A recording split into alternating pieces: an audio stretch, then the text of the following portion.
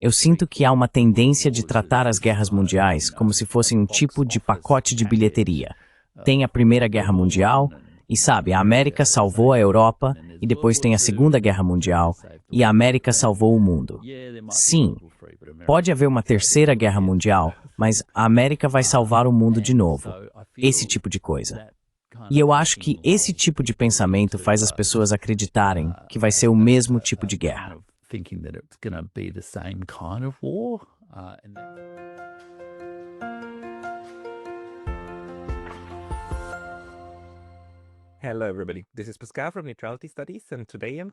Olá pessoal, aqui é o Pascal Lottes do Neutrality Studies e hoje estou conversando novamente com Jeff Rich, historiador e escritor que publica sob seu pseudônimo ou nome de canal, The Burning Archive, tanto no YouTube quanto no Substack.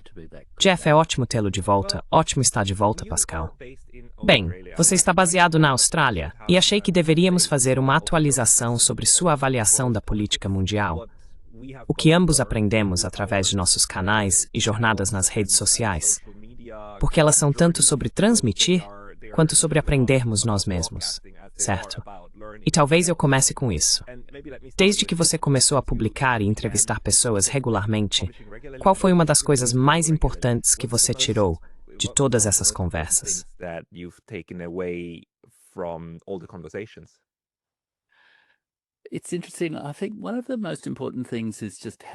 É interessante. Acho que uma das coisas mais importantes é justamente como eu sinto, especialmente nos últimos 6 meses ou algo assim, com Donald Trump e essa espécie de nova encarnação dos Estados Unidos, que os modelos das pessoas sobre relações internacionais, seus modelos de história, estão começando a se desfazer um pouco. E as pessoas estão começando a buscar maneiras de reinterpretar esse mundo que estamos vendo. Porque os modelos realistas, os modelos liberais, não estão funcionando muito bem. Por exemplo, eu fiz uma entrevista com Richard Sakwa. Ele falou sobre a cultura da nova Guerra Fria. Tive uma conversa com Sheila Fitzpatrick, que é historiadora da União Soviética, sobre a morte de Stalin e se o totalitarismo realmente faz sentido.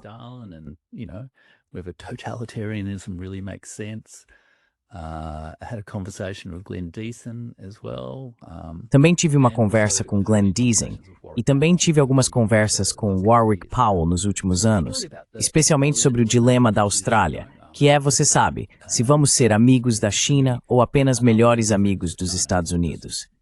E, de fato, até mesmo sucumbir à pressão das pessoas ao nosso redor, como ir à guerra com a China por causa de Taiwan.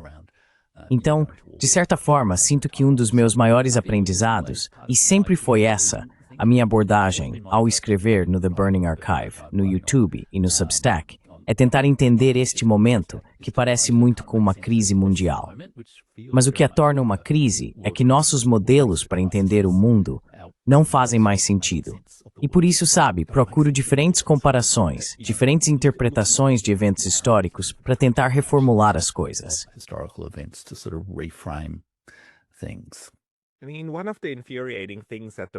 Quero dizer, uma das coisas mais irritantes no momento é que algumas das estruturas que achávamos que nos ajudariam a entender o que está acontecendo, como, não vou chamar de uma lente nacionalista, mas a lente da nação e do que é bom para a nação, não estão funcionando. Especialmente dentro do arcabouço realista, existe essa ideia de que, no fim das contas, os países fazem o que é melhor para eles em determinadas circunstâncias, certo? E eles avaliam as probabilidades. E sim, há erros. E você também tem essa dinâmica da política das grandes potências e de como as forças atuam globalmente.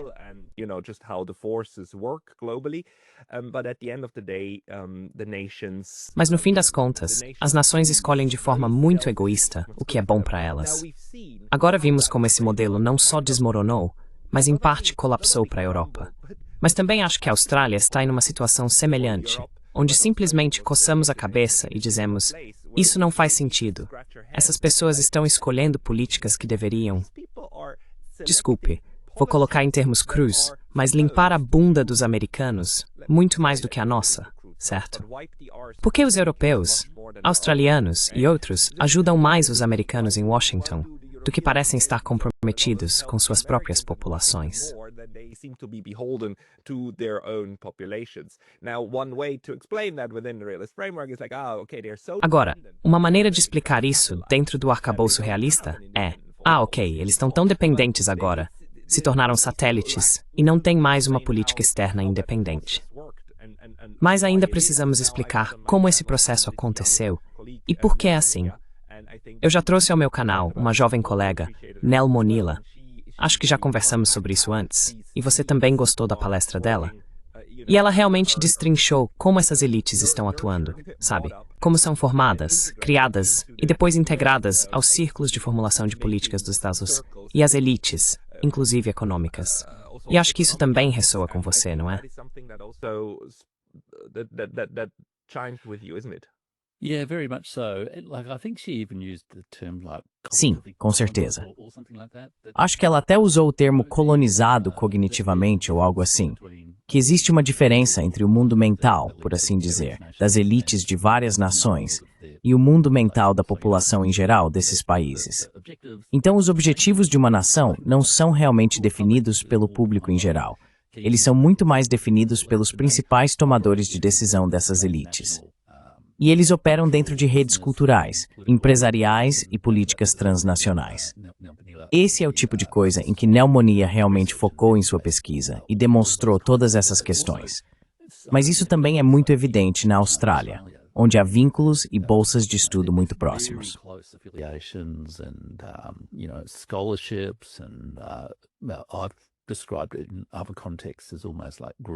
Eu já descrevi isso em outros contextos como um comportamento quase de aliciamento, onde jovens políticos são cortejados por essas organizações baseadas nos Estados Unidos. Os diplomatas americanos mantêm conversas confidenciais com várias pessoas para monitorar a política interna das coisas. Existem nomeações para think tanks nos Estados Unidos. Por exemplo, acho que a ex-primeira-ministra Julia Gillard recebeu uma nomeação no Brookings.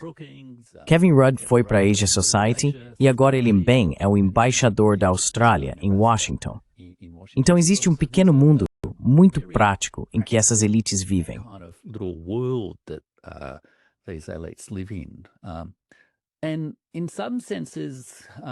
E de certa forma, sabe, um termo que as pessoas usam para descrever isso é império, porque existe esse tipo de influência cultural transnacional vinda principalmente dos Estados Unidos, ou da visão de mundo atlanticista.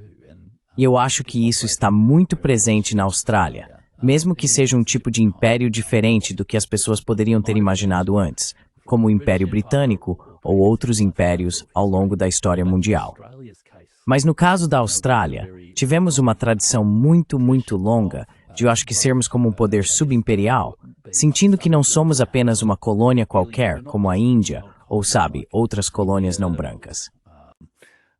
Other non-white colonies, we were a white dominion who Éramos um domínio branco que representava o que as pessoas costumavam descrever como, sabe, a raça de língua britânica.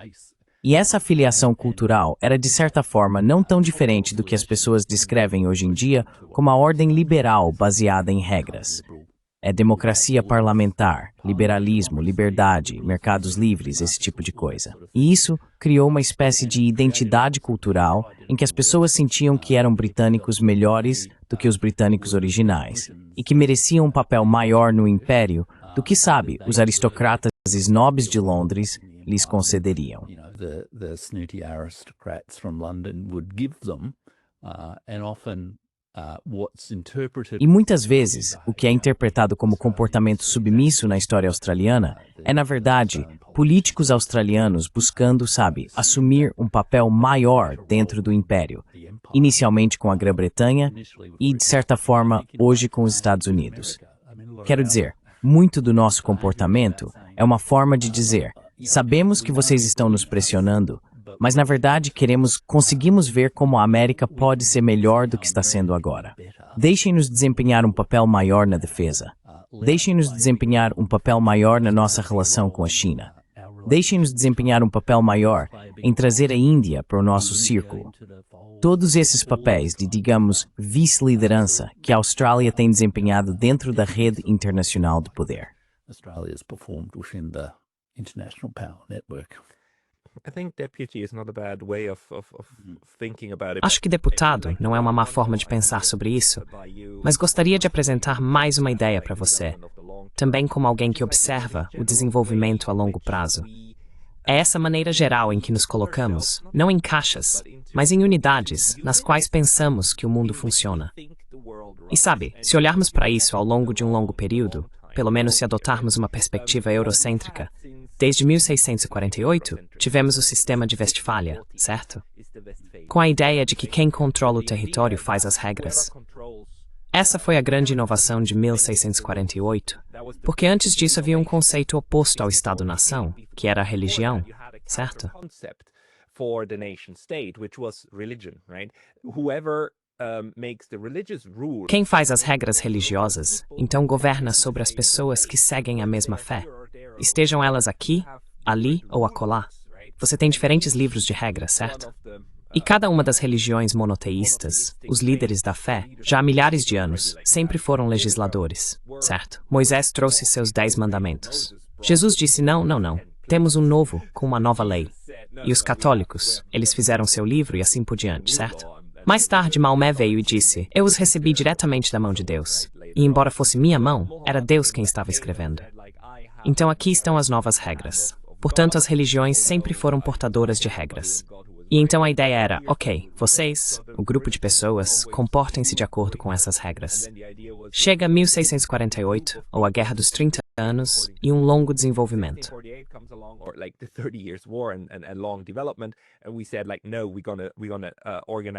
E nós dissemos, tipo, não, vamos nos organizar nacionalmente, de acordo com o território. Tivemos o colonialismo e a expansão desses diferentes países, estados-nação. E eu só me pergunto, quero dizer, a ordem internacional baseada em regras, de certa forma, é uma nova maneira de criar uma comunidade de pessoas que supostamente devem seguir uma regra, mesmo que a regra não esteja precisamente escrita, mas que emana de Washington, e através de seus diferentes emissários, através de suas diferentes instituições, incluindo a OTAN. E não são essas pessoas, esse grupo de pessoas, que se sentem tão vinculadas ao Estado-nação sobre o qual estão julgando, mas sim a essa ideia muito abstrata de uma política externa baseada em valores, um grupo de países baseado em valores.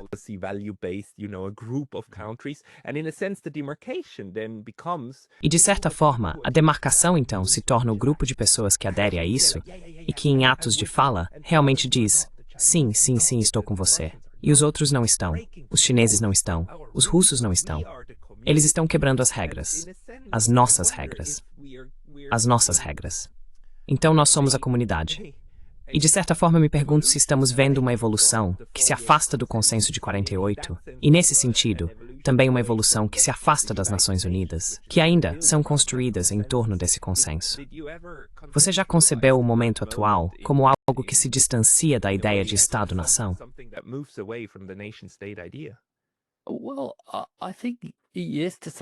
Bem, eu acho que sim, até certo ponto. Porque, sabe, de certa forma, 45 é o nascimento do mundo das nações. Então, antes de 45, 1948. Bem, quero dizer, eu preciso só falando sobre 1945, pelo menos inicialmente. Quer dizer, antes de 45 você tinha impérios territoriais europeus. Os impérios coloniais. Sim, todos os impérios coloniais. O Japão também está buscando seu próprio tipo de nação-império. Então, quero dizer, eu questiono um pouco a narrativa de que o Tratado de Westfália foi o nascimento do sistema de Estados-nação. Eu sinto que foi uma de muitas ocasiões ao longo da história em que se tentou uma espécie de ordenamento do mundo dentro do escopo daqueles países, todos aqueles estados. E realmente fez isso em termos de igualdade soberana e tudo mais. Mas os estados realmente envolvidos eram, você sabe, monarquias imperiais. Ainda havia uma Alemanha dividida. Eles diminuíram o papel do Império dos Habsburgos, do enorme Império Espanhol, mas também havia alguns tipos de estados muito diferentes envolvidos. E claramente não foi além da Europa. Nem sequer incluiu a Rússia, pelo que entendo do Tratado de Westfália. As I understand the Treaty of Westphalia. But it was an attempt to order things. Mas foi uma tentativa de organizar as coisas. E é realmente aí que, você sabe, o nacionalismo começa a ganhar força como conceito de nação ou de guerra nacional no século XIX, em parte por causa de Napoleão, em parte por questões de política cultural e de idioma e todo esse tipo de coisa no século XIX. E então isso realmente se intensifica novamente na Primeira Guerra Mundial, com autodeterminação, Woodrow Wilson, o Tratado de Versalhes e tudo isso. Mas isso também faz parte da decomposição do Império Otomano, da decomposição do Império Austro-Húngaro e da transformação da União Soviética em uma federação de, digamos, repúblicas nacionais, se preferir. Kind of republic nations, if you like. Então fica claro que existe esse enorme, o que o historiador John Darwin, de quem falo bastante no meu Substack e canal do YouTube, escreveu em seu excelente livro chamado Depois de Tamerlão, A Ascensão e Queda dos Impérios Globais, de 1400 a 2000. Ele realmente descreve o período de 1910 a 1945 como a crise do mundo, quando uma forma anterior de globalização meio que se rompe. E então você tem esses vários poderes competindo por poder e influência. Grã-Bretanha, França, Estados Unidos, Alemanha, Itália e Japão, realmente se enfrentando. Mas eles também propõem uma espécie de ideia de nação-império territorial. Kind of an idea of a territorial nation empire. And then when that collapses in World War II. E então, quando isso desmorona na Segunda Guerra Mundial, surge a Organização das Nações Unidas, que é concebida como um mundo de nações iguais, algo que realmente não havia sido implementado antes. Mas, ao meu ver, nunca houve de fato um consenso genuíno e claro sobre a natureza desse mundo de nações. Em certa medida, reinterpretamos retrospectivamente nossa história, especialmente depois de 1991. Transformamos a natureza do mundo extremamente caótico e turbulento do pós-1945 em uma narrativa de navegação tranquila da Pax Americana e da ordem liberal baseada em regras, quando na verdade ele é quase imediatamente acometido pela Guerra Fria, que não ocorre apenas na Europa. Ela também envolve a China e o leste asiático. Involving China and East Asia. It's also immediately affected by Isso também é imediatamente afetado pela descolonização, que, como você sabe, reabre a questão: o que é uma nação em um país que está se formando através da descolonização a partir de um antigo império?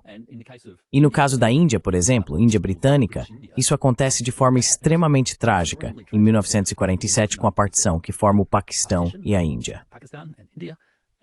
E como você sabe, dezenas de milhões de pessoas se encontram nessas situações de refugiados e migrações. Há também um grande debate entre as pessoas que buscam a independência sobre que tipo de nação deveria ser essa, ou mesmo que tipo de identidade supranacional essa nação deveria ter. Identity should this sort of nation have? So I do think the Então eu realmente acho que a ordem mundial pós-1945 meio que enterrou muita incerteza sobre o que realmente significa agir como uma nação, definir uma nação, apelar para as pessoas, sentir que elas pertencem a uma nação, em vez de serem, sabe, apenas de uma certa identidade religiosa ou identidade comunitária, ou simplesmente, sabe, não querer ter muito a ver com seus concidadãos.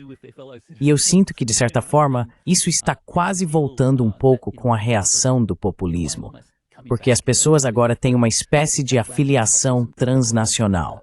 Tipo, sabe, todos assistimos Netflix ou todos acompanhamos estudos de neutralidade e nos identificamos com pessoas de vários países diferentes que estão buscando desenvolver ideias de um modelo diferente de relações internacionais, em vez de simplesmente nos sentirmos limitados, por assim dizer, pela espécie de prisão da nossa identidade nacional. The sort of prison of our national identity. Okay, Jeff, then maybe let me continue by also asking you. Ok, Jeff, então talvez eu possa continuar também te perguntando sobre esse momento em que estamos, você sabe, testemunhando violência em massa. E nós vemos muito disso, certo? E tivemos historiadores como Steve Pinker, que especialmente na década de 2010, costumava apontar que sim, temos violência. E sim, as coisas não são perfeitas. Não temos paz mundial. ainda não vivemos no paraíso na Terra. Mas, no geral, se olharmos de uma perspectiva mais ampla, na verdade estamos passando pela versão mais pacífica e próspera da humanidade de todos os tempos. Nunca fomos tão bem alimentados. E mesmo que haja fome em algumas partes do planeta, no geral, nós, como espécie, estamos indo muito bem. We, as a species, are doing fantastic. Estamos vendo sérias dúvidas sobre essa avaliação tão otimista, especialmente considerando o fato de que corremos o risco de aniquilar essa prosperidade com as armas que criamos. E eu sei que ambos já recebemos pessoas, em nossos canais, que falaram sobre os perigos dessas armas nucleares e desse evento cisne negro que somos capazes de provocar por conta própria. Antigamente, as pessoas tinham medo de que o céu caísse sobre suas cabeças, ou que, você sabe, o juízo final chegasse porque Deus decidiu que era hora. Mas agora somos realmente capazes de iniciar o Armagedon por nós mesmos. E isso é o que mais me preocupa. E isso nem sequer inclui questões como a mudança climática ou outros problemas causados pelo homem, mas apenas as bombas que criamos para nos destruir.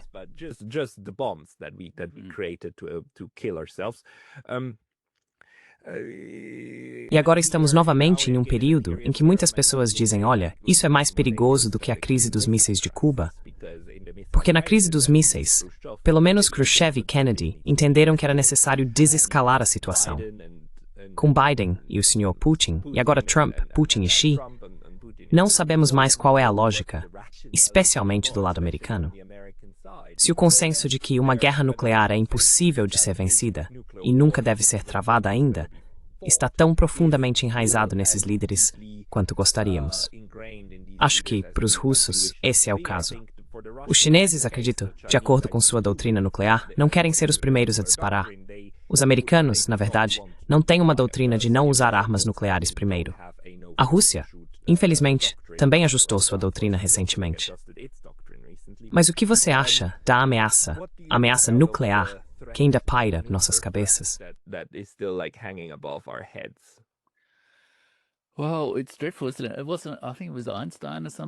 Bem, é terrível, não é? Acho que foi o Einstein ou alguém assim que disse que a próxima guerra mundial será a última, ou que a guerra depois dessa será travada com paus e pedras, algo desse tipo, sabe? E isso é preocupante, especialmente porque há várias pessoas em cargos influentes que parecem dispostas a considerar o uso de armas nucleares limitadas. Pelo que entendi, Elbridge Colby, o secretário adjunto de defesa dos Estados Unidos, que está conduzindo a grande revisão da estratégia de defesa, não só para o AUKUS, mas também para os Estados Unidos como um todo, já defendeu no passado o uso potencial de armas nucleares controladas em um conflito com a China por causa de Taiwan. Conflict with China over Taiwan, and there was a really creepy paper out of. E você sabe, houve um artigo realmente perturbador de um dos think tanks dos Estados do SEMPS, onde basicamente disseram que Taiwan precisava simplesmente aguentar firme, e numa linguagem bastante brutal, quase imperialista. Posso estar distorcendo um pouco o que disseram, mas é algo preocupante. Mas também existe outra dinâmica que parece ter surgido recentemente, onde vimos o ataque da Operação Spiderweb a instalações nucleares online. Então, um tipo de ataque assimétrico, eu diria, a capacidades nucleares, ou um ataque convencional a capacidades nucleares, que não escalou imediatamente. Algumas pessoas dizem que na Operação Sindhu, entre Índia e Paquistão, que são dois estados com armas nucleares, houve um ataque acho que é a instalação de Karani Hills, onde o Paquistão mantém suas instalações nucleares.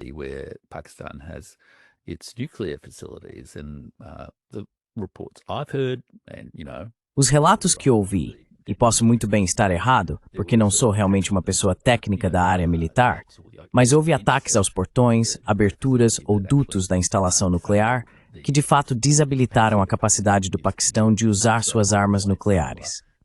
Então, de certa forma, é algo semelhante. O uso de armas convencionais que, na prática, neutralizam o efeito das armas nucleares. E acho que o terceiro exemplo é o míssil hipersônico que foi usado na Ucrânia no ano passado, não foi?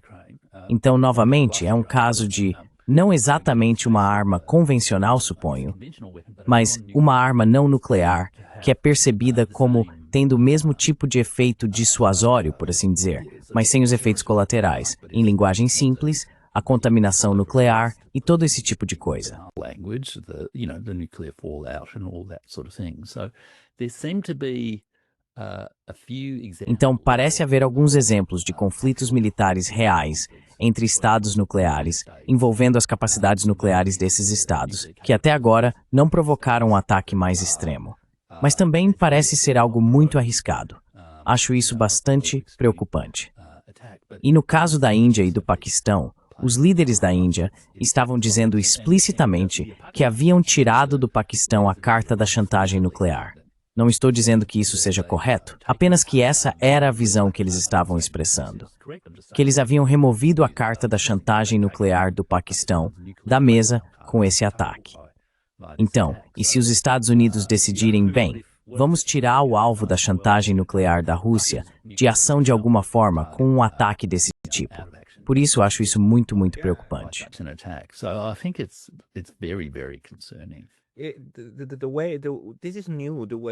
Isso é novo. A maneira como vemos a disposição dos adversários em realmente atacar as instalações nucleares uns dos outros. E quero dizer, você apontou absolutamente certo. Já vimos 3, se não 4, desses incidentes este ano, e o ano ainda tem uns 5 meses pela frente.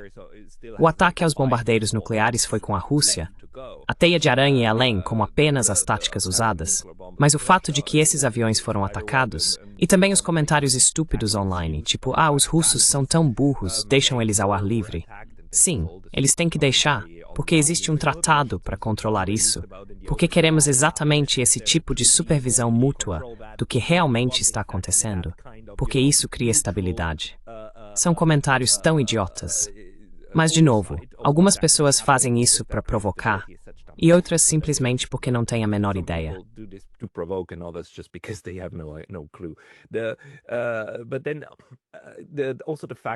Mas também há o fato de que neste ano temos 2 estados com armas nucleares atacando um estado sem armas nucleares, o Irã, e atacando suas instalações nucleares, que mesmo sob o TNP, eles têm o direito e a garantia de possuir, e assim por diante.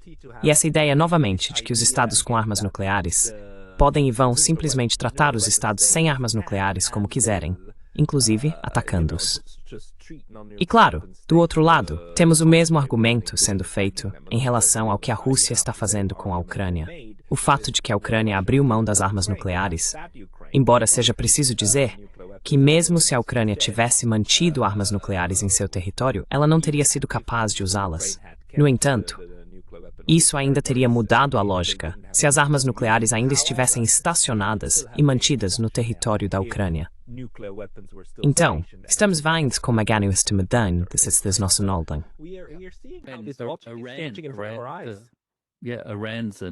Sim, o Irã é outro caso, o bombardeio da instalação nuclear em Fordow. Então não eram armas nucleares, mas era uma instalação nuclear. E quero dizer, se ela tivesse realmente sido destruída, Deus sabe o que isso teria significado.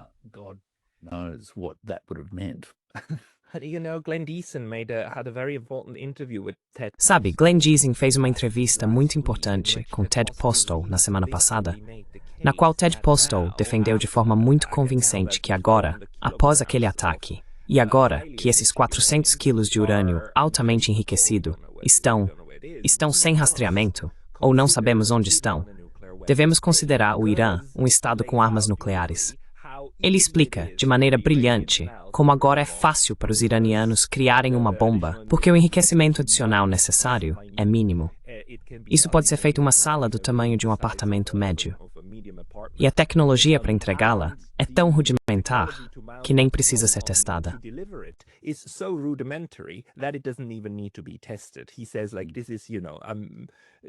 Ele diz, sabe, essa é uma tecnologia de 80 anos e por aí vai. Qualquer um pode fazer isso. Além disso, mesmo que digam que não tem, a coisa mais lógica a se fazer seria negar que possuem, enquanto na verdade estão desenvolvendo. Então, mesmo que você acredite que eles não querem fazer isso, ainda seria mais seguro assumir que eles têm do que não têm. Porque, caso contrário, você pode cometer um erro estratégico tão caro que poderia custar tudo se você fosse Israel, certo? Então agora estamos em um mundo onde precisamos assumir que temos 10 estados com armas nucleares, 2 deles não declarados, ambos na Ásia Ocidental. Então está escalando, não tá? So it's escalating, isn't it? It is, and I mean, this comes back to É isso mesmo.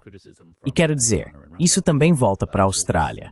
Porque a crítica, por exemplo, da China e da Rússia ao AUKUS e ao Acordo dos Submarinos Nucleares é que a Austrália está, de fato, violando o Tratado de Não Proliferação Nuclear, que está meio que se equipando com armas com capacidade nuclear e fazendo promessas bonitas de que não vai fazer nada.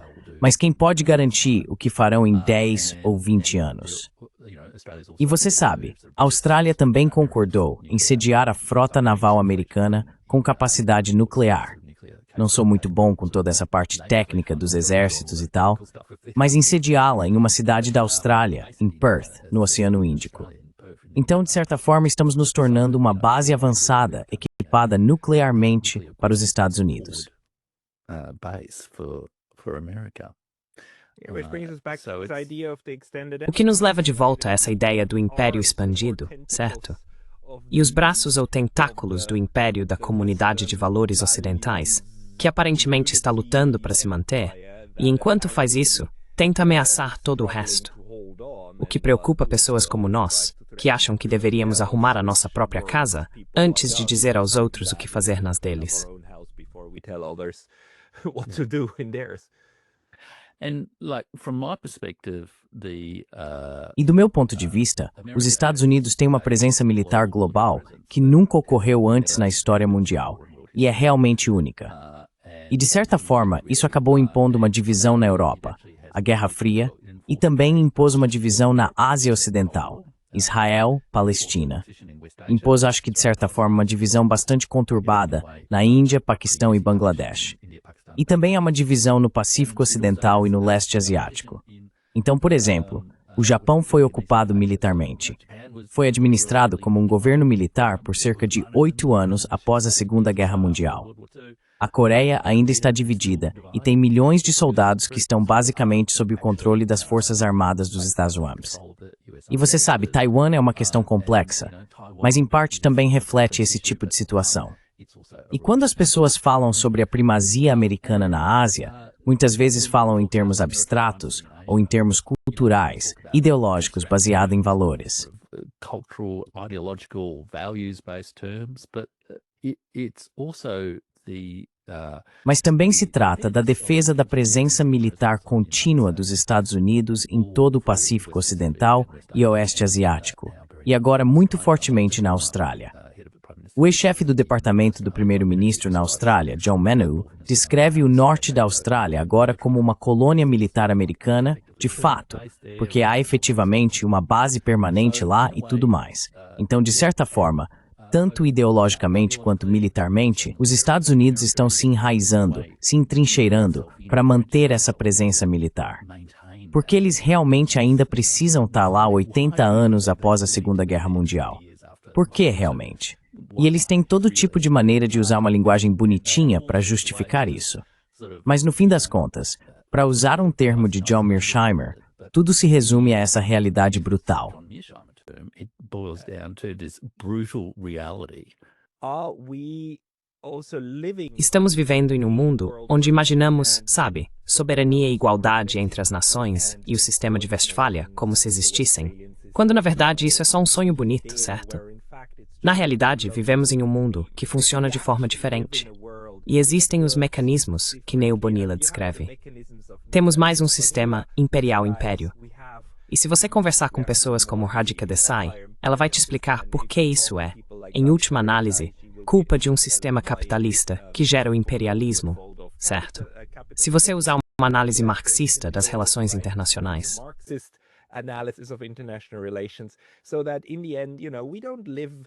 Então, no fim das contas, sabe, nós realmente não vivemos em estados-nação, onde os próprios estados-nação fazem as regras. Vivemos em estruturas muito maiores, os Krakens que então operam com seus pequenos tentáculos. E, infelizmente, nós, que estamos mais abaixo, estamos em algum lugar nesses tentáculos e não na cabeça. Você acha que algo disso vai mudar nos próximos anos? E talvez, como última pergunta, Essa visão que analisamos, como a Dmitry Trenin, de que a Terceira Guerra Mundial, na verdade, já começou, e estamos agora vivendo os altos e baixos, os momentos quentes e frios dessa guerra.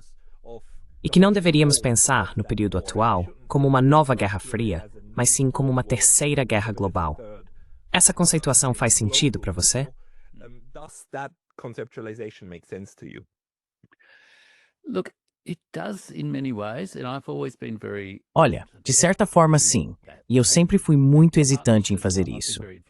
E isso é em parte porque fui muito influenciado por outra história da Segunda Guerra Mundial, escrita por Richard Overy, que é um historiador militar britânico muito renomado. Chama-se Blood and Ruins, The Great Imperial War, 1931 a 1945. Que é, sabe, se não pensarmos na Segunda Guerra Mundial como a Segunda Guerra Mundial, mas como um tipo diferente de evento que também ocorre ao longo de, sei lá, 15 anos, desde a invasão japonesa da Manchúria. Isso também provou, e sabe, o lado asiático da Segunda Guerra Mundial foi uma parte muito grande da guerra.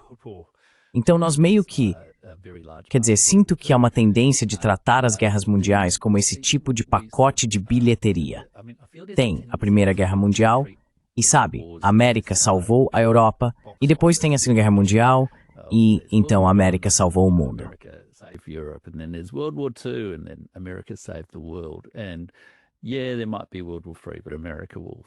E sim, pode haver uma terceira guerra mundial, mas a América vai salvar o mundo de novo, esse tipo de coisa. E eu sinto que esse tipo de pensamento faz as pessoas acreditarem que vai ser o mesmo tipo de guerra. E é aí que acho o conceito do Dmitry Trenin bastante interessante, de que é um conflito global que ocorre de diferentes formas e modos, e que talvez nunca escale para a violência total, organizada e brutal que aconteceu na Segunda Guerra Mundial, que foi possibilitada por ideologias nacionalistas e racistas, além da existência contínua de impérios e tudo mais. Mas eu realmente sinto que há tantos conflitos globais no momento, que é algo parecido com isso. It is something like that, but I almost wonder if it's also Mas eu quase me pergunto se isso também não é o início do processo de, por assim dizer, descolonização, a descolonização americana do mundo. Porque a expansão dos Estados Unidos desde 1945 pelo mundo afora é simplesmente sem precedentes. E é simplesmente sem precedentes. Quero dizer, isso simplesmente não pode ser sustentado de forma prática. Seja em termos de recursos de liderança, recursos econômicos, recursos culturais, qualquer coisa. Simplesmente há pessoas demais no mundo para que os Estados Unidos controlem tudo. Então eu sinto que é quase como se houvesse esse longo processo de descolonização. Não sei qual seria a palavra certa, uma espécie de desamericanização do mundo que está realmente em andamento.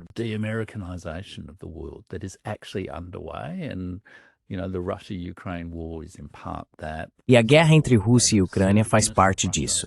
A maior assertividade da Rússia nos últimos 30 anos faz parte disso, assim como a maior assertividade da China. Você sabe, desde o início dos anos 2000, após a era Deng Xiaoping, isso também faz parte.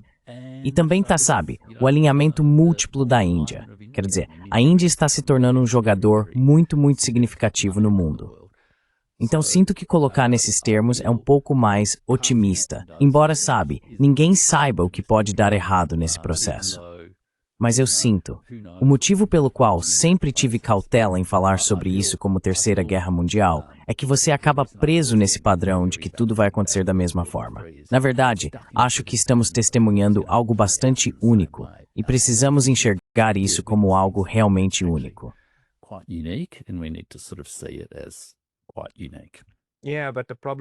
Sim, mas o problema com coisas únicas é que elas não nos dão os conceitos mentais para compreendê-las adequadamente.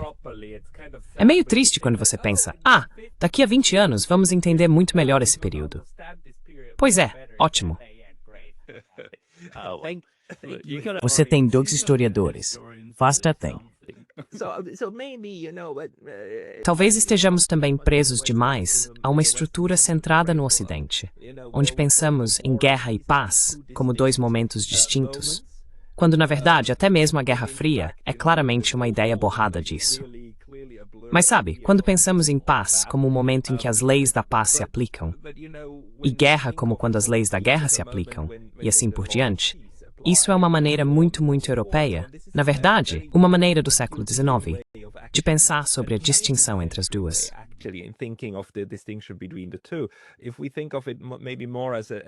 Se pensarmos nisso talvez mais como um momento em que, novamente, voltamos ao estado normal das coisas, onde, infelizmente, a guerra e a violência em massa são apenas parte da forma como o mundo se organiza, talvez encontremos, em outros lugares, metáforas melhores, como o período dos estados combatentes na China, onde definimos todo o período como um em que, ok, havia apenas esses principados que estavam em conflito intermitente entre si.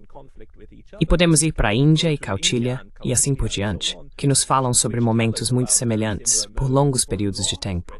Podemos ir para as guerras do Peloponeso, certo?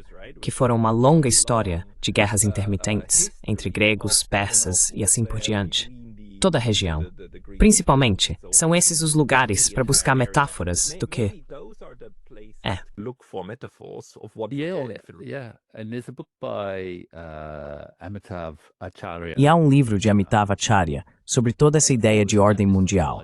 E o fato de que existem muitas tradições culturais de governança que tentaram administrar a guerra e a paz, a ordem mundial, no sentido de relações harmoniosas, relações amplamente pacíficas entre diferentes estados. E eu realmente acho que essa é a esperança que eu tenho, pelo menos, de que possamos nos conectar com algumas dessas outras tradições e diminuir um pouco essa narrativa que especialmente vem dessas redes políticas americanas das quais Neil Benoit fala.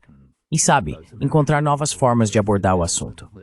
Pessoas como o Dr. S. Jaishankar, o ministro das Relações Exteriores da Índia, são bastante explícitas ao afirmar que o pensamento dele sobre política externa é influenciado por esses tipos de tradições culturais de governança e diferentes formas de enxergar o mundo. Então, é certamente aí que deposito minha esperança, enquanto minha câmera desliga de novo.